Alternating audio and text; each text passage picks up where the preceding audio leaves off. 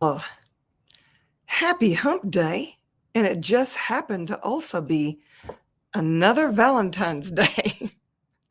I am fully representing. I want you to see this fabulous outfit I'm sporting, all the way to the pink boots. Are those not lovely? I feel like I'm having a Barbie moment. There's the camera. I feel like I'm having a Barbie moment, and that's okay. Pink just happened to be my favorite color. If you know me, you know this to be true. Blue is maybe a close second. I'm discovering that I'm liking the powder blue and all the shades of blue, the sticky note blues and the blues. Isn't that funny? Blues and Valentine's Day. Do some of you get the blues? When Valentine's Day comes, because you wish you had somebody, or maybe you wish you didn't have the somebody you have. I'm sure none of you know what I'm talking about. I don't know. It's very interesting. I've had a very full day. I got my hair did. What do you think? Nice and boofy, new color. And afterwards, I went to a leadership music Valentine's luncheon. I thought they'd made a mistake because I didn't think I'd been getting any emails from them, but I actually just searched when I got back from the lunch and was like, oh, I made that up. I've just been busy traveling a lot, and I've been slowing down a little bit now. So I thought, I'm going to go. And I was so glad I did. I reconnected with a lot of people that I had. Can't believe that many years has gone by. I was in leadership music, the class of 2003 to 4. And I had this girl sitting next to me that just graduated from the class of 2023, and an amazing violinist. I also play violin, so we had a lot to talk about. And just anyway, I'm digressing so quickly here, but this was the day. So that was my Valentine's, was being able to go and reconnect with some people. And then I had a meeting way out in Opry Mills, where the Opryland theme park used to be. Wish it still went shopping mall outlet, but that's okay. Did that, came back, getting a few things done, and I looked at the clock and I went, oh my gosh, it's time for Happy Hump Day. What should we talk about? Well, everywhere I went, people had comments about today, about, people either love it or hate it. And I find it very interesting. They would rather, it seems to me, I don't know, they'd rather be in a relationship that is uncomfortable or unloving, or whatever you want to call it, put unloving in quotes, than to be alone. And what if there were other choices? Well, I did a little searching on the internet because I wanted to see what the common beliefs were, or, tallied up and all this. And I found this to be very interesting. So follow along here. So recent research suggests that Valentine's Day can actually be unpleasant, stressful, and emotionally upsetting for many. A recent study of over 2,000 participants, now 2,000 is a very small number when you look at the whole world, I'm just saying, they found that people who did not receive a gift on Valentine's Day reported more symptoms of depression than those who did get a gift. My mama expects it now. She always gets a couple of dozen of red roses for me, candy, chocolates, a card, and then we go out for lunch. Although this year we're going out for dinner tomorrow because I want to take her to Jimmy Kelly's. It's like one of the old, like the first steak place in Nashville, Tennessee. Show a little love to the mama so she can experience something that was Nashville before Nashville became the Nashville it is now, with 40 steak places that are all really good. So it says, while men in the study tended to rebound in mood after about 2 weeks, get this, women's self-reported symptoms of sadness often lingered over 3 weeks. So I leaned into the energy that I'm saying, like, is that true? Is that even true? I remember when I was married, seems like eons ago. It doesn't seem like it actually ever happened now. It's so funny. He was so stressed out about Valentine's Day that we had a deal and deliver that the deal was, we'll go to Valentine's, we'll celebrate the day after. And it was a lot more relaxed. You weren't being shoved in and shoved out of the restaurant. I'm sure some of you have experienced that, where you go ahead and do that prefixed thing where they got the chocolate covered cherries or strawberries at the end. Strawberries. And they're trying to push you through the tables as quickly as they can. So, we decided to do it the day after. So is Celeste and I. But yeah, so let me keep going here because I did find this very interesting. They suggest that you think about what you may want to communicate to a dating partner, spouse, or loved one, my mother, whatever. Remember that you can celebrate friends, family, and yourself on this holiday too. I find it funny they call Valentine's Day a holiday, like Easter, Christmas, and I don't know.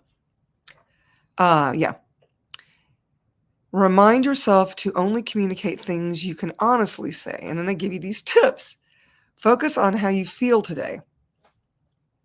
How am I feeling? I feel pretty good. I feel in the pink, my favorite color, as you know. The only thing you know for sure is how you feel now. I agree with this. And how you felt in the past. Okay, so the past is in the past, okay? You can always destroy and uncreate your relationship every day. That's what I do with my mom. She walks in the room, I do it immediately. Actually, every time she walks in the room, I do it. And it's not that you're killing the relationship, you're killing off all those thoughts, feelings, and emotions that keep you cranky pants. I'm a very impatient person. And so she hates to ask me to do anything because usually I'm going, and I have to go, take a breath now. You know, honor your mama, honor yourself. So, how you feel now and how you felt in the past, not how you will feel in the future, because the future is not here yet. You're creating it. You're still creating your future, y'all. So that's where they want you to focus. And I agree with that. Here's another one, although I'm kind of bad about this one. It's just cut out extreme language. When I get pissed off, I'm like, you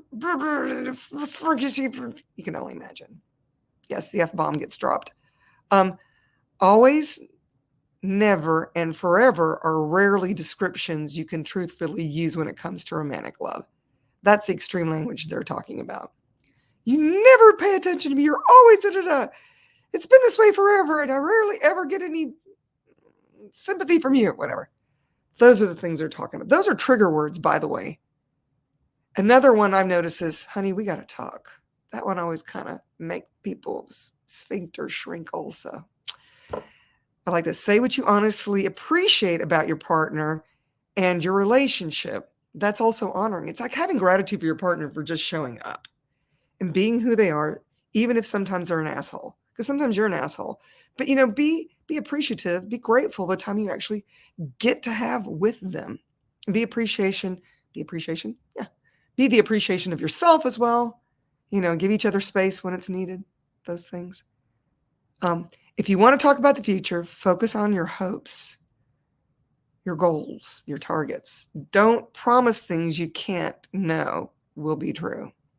For example, you may easy for me to read. You may be able to honestly say something like these statements. As I write this card today, I'm reflecting on how much I love you. Thank you for going on this life journey with me. We've been through many ups and downs, and I'm so grateful that we're still here together. It does sound like a Hallmark moment, doesn't it? Here's one that I would use. I love you. Thank you for being. Thank you for being you. Thank you for choosing you. Thank you for choosing me, Mom. Yeah. So those are just suggestions. I recently had a free call. I wonder if I can put the recording here. I'll have to ask my guy that takes care of me. Vinny, he's the best. He's in Brazil. So I might include it because it was very interesting. It was a shorty, but good. It was like 45 minutes, I think. Had a little bit of translation going on too that I couldn't see in Spanish and in Dutch. So we had over 60 people on this call, you know, kind of a small deal, but it was so much fun. And I remember talking to one of the guys later and he goes, well, it felt like a lot of man bashing to me. And I was like, well, you know, it was only the women that were willing to speak up and talk about their relationships. And one woman said that, you know, I said, when you think the call was called What's Love Got to Do with It? Because we all have very different points of view of what love is. Honestly, we do. For one person, it's, you know, it could be, okay, you're with me, so you're never going to be with anybody else. You're going to keep a roof over my head. You're going to buy me nice things. We're going to have great sex. All the things. And a guy might just say, we're going to have great sex. We're going to have sex. We're just going to have sex. It doesn't even have to be great sex. It's just sex. Sex. I'm being very facetious. But anyway, he thought there was man bashing. And I said, no, she was just saying that to her, the word love meant a trap. I'm getting trapped by that word love. Somebody says, I love you. And I'm trapped now into doing all the things they expect me to do because that's what lovers do. Who knows?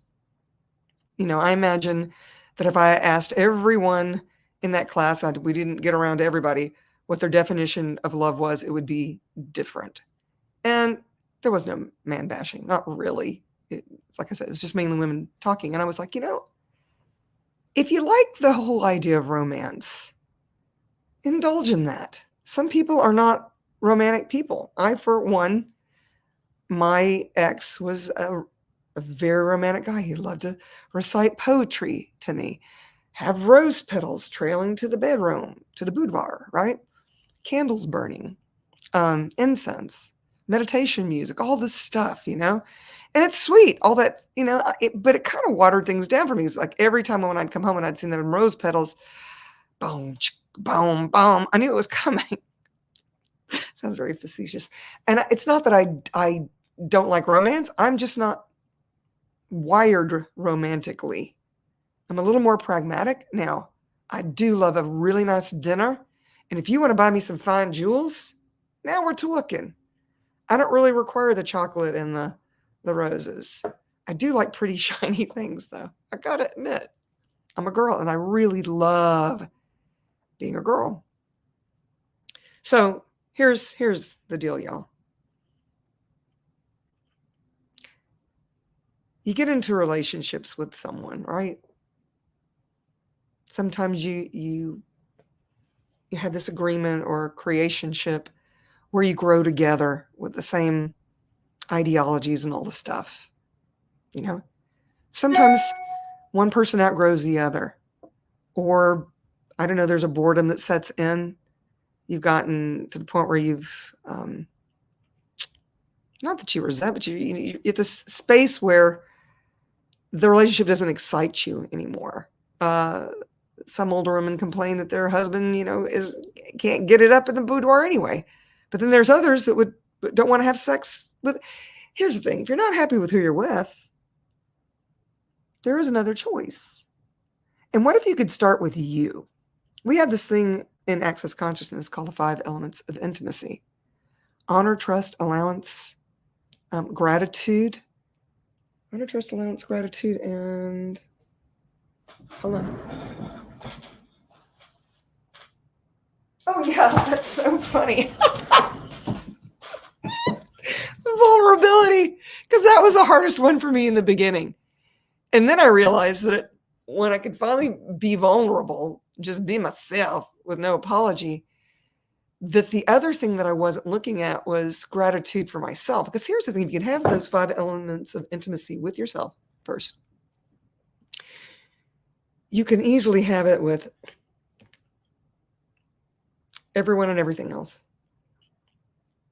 Like honoring the earth, having gratitude for it, honoring your partner for when they do show up or how they show up.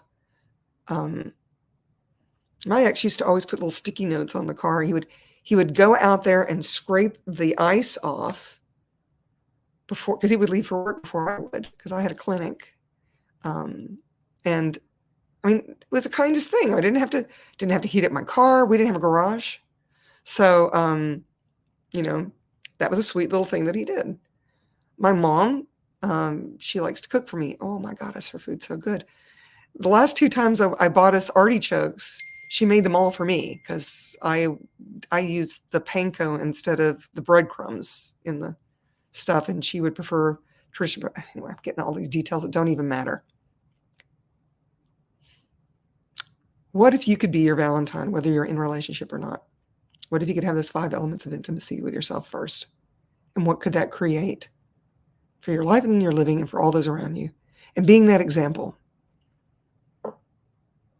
What if this Valentine's Day could be really different for you? You didn't make it about gifts, although, I like pretty things, I said. But the gift of you and the gift of your partner or your family or your friends or those people that have your back, even when they're cranky pants sometimes. And hey, what would it take for you to have your back? I wonder what that could look like. So that's my challenge to you. What would it be like to have your back in your relationships? And starting with that first relationship, you. What would it take for you to show up for you? That's all I got. And thank you so much for those of you watching now and in the future. And if you followed that line of logic, well, y'all know I'm ADD, ADHD all over the place. So happy Hump Day Wednesday, Valentine's Day. And until next time, ciao, ciao, y'all.